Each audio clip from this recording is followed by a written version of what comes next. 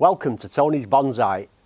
It's my hornbeam forest. I was having some issues with it in the last video with brown leaves, and I seem to have solved the problem, so let's take a closer look. You can see on this close-up shot a lot of the leaves were getting this kind of brown burnt edges, and I just didn't know what it was. I thought perhaps it could be something fungal, but I managed to solve the problem. It seems quite obvious with all these hornbeams in this one container that they would have high water demands, but I wasn't really considering it. So I'm going to show you later at the end of the video my new watering method for this group planting, and it's quite interesting. But first of all, let's do some pruning. Last time when I did my initial style on this, I cleared all this bottom section out, and that's gone great. I'm really happy with that. I don't really need to do any more pruning from the bottom. It seems to be quite clear as I want it, but now that I'm watering it better, the plant's exploded into all this new growth, so I need to get the canopy under control. And as I said in the last video, it's not particularly complicated work. It's just about developing this shape. So all I'm doing, as you can see from that point of view, is I'm just creating this canopy that you get on a sort of copse of trees. So when you're driving in the country and you kind of see a group of trees on the top of a hill, you know, maybe 10 to 20 trees, and they formed an overall canopy, a bit like one individual tree. That's the kind of look that I'm going for. And so it's not really too technical, this. It's just really enjoyable actually, and all I'm doing is just rounding it off.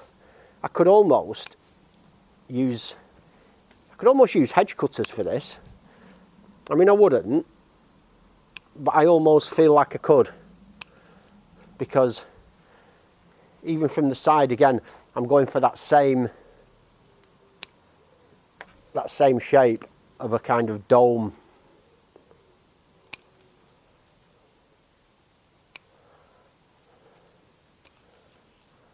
There's the odd thicker branch that needs to be taken back, but most of what I'm doing is this new fine thin growth like this.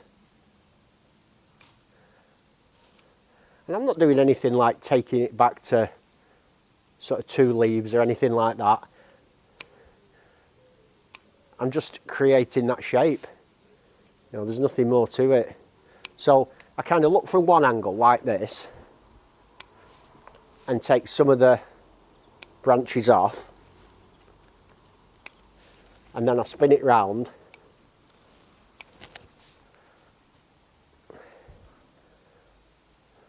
So we can see this branch here, it's obviously too long. It's definitely the thickest sort of leader. That definitely needs taking back. It's just too chunky, that, so I'll use my cutters for that one. But most of the other stuff I'm able to remove with a sharp pair of bonsai scissors. I'll just show you the back. I don't particularly want this to have a front or a back like all of my trees.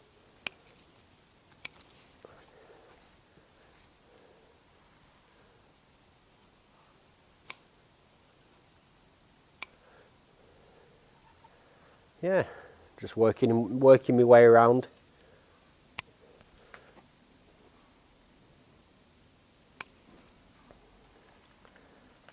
These ones here that are sticking out the side they're getting too long.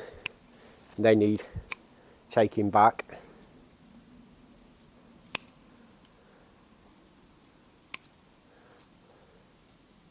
So I definitely want that flow.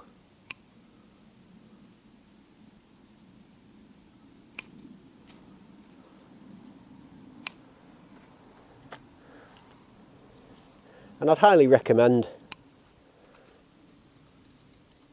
I'd highly recommend a forest like this to anybody, whatever stage you're at in your bonsai journey. It's just such good fun. Gives you a chance to do loads of pruning.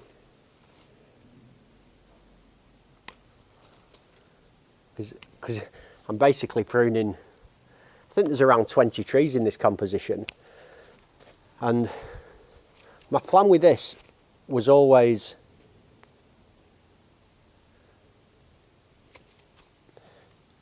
to create two things. I wanted the overall copse of trees coming over the top, so that's always been one of my design sort of goals. But I also wanted a planting that I could look through and see all the trunks, as if I'm sort of in a wood, peering through, seeing all those trunks. And because I'm a photographer, I would love one day to be able to take a really stunning photograph of this, looking through the trunks. Perhaps I might even use a bit of smoke to recreate the feeling of mist, you know, like on an autumn morning when you're wandering around the woods and it's a misty day. And that's fantastic, I love that. And I'd love to be able to create a photograph which was that same experience, but almost, well, not almost, actually in miniature. So I'm taking off some of the thicker branches right back. I'm taking off some of the thinner ones. Really, whatever needs to go to develop the shape that I'm going for. It doesn't really matter,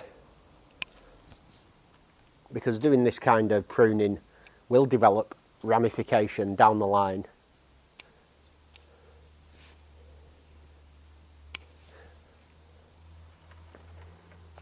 I've got a tree here that's quite interesting. So this was chopped here. I bent one of the branches vertically upwards to create this new leader. It was wilted a bit, but it's basically okay. But I've got a nice side branch here, so that will be a good place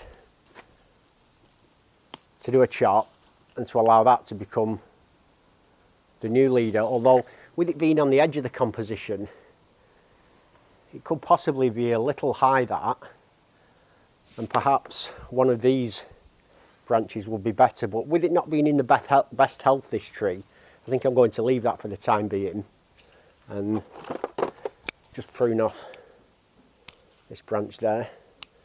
A couple that I missed. It's so easy to miss these branches.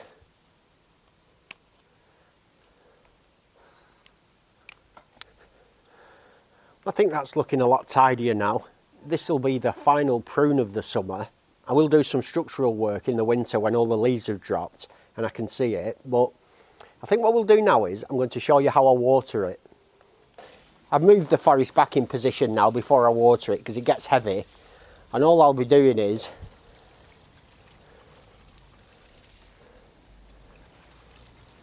filling it up with water. So I've been doing this once a day. Seems a bit extreme, but I'm really letting it flood like this.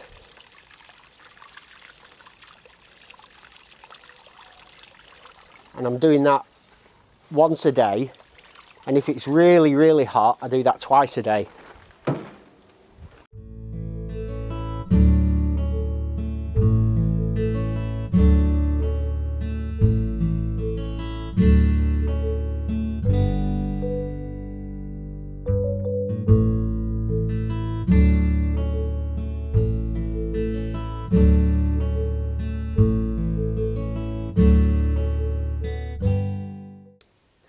That's me done with the hornbeams now for the summer. As I say, I'll be working on them again in winter when I do some more refined sort of design work on it. But if you'd like to follow the progress, you know what to do.